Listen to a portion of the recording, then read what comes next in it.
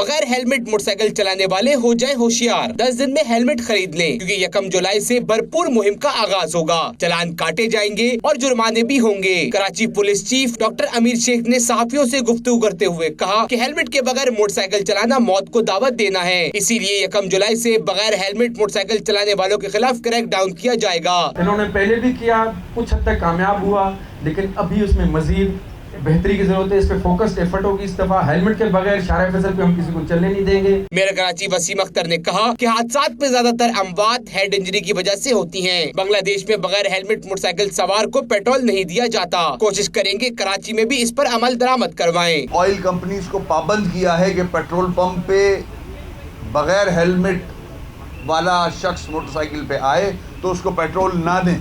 ये बांग्लादेश में इम्प्लीमेंट हो रहा है, यहाँ भी होना चाहिए। कराची पुलिस की जानिब से मेट्रोपोल के करीब बगैर हेलमेट मोटरसाइकिल चलाने वालों में हेलमेट तकसीम किए गए। कैमरामैन अली इमरान के साथ फैयाज यूनुस, 92 न्यूज़, कराची।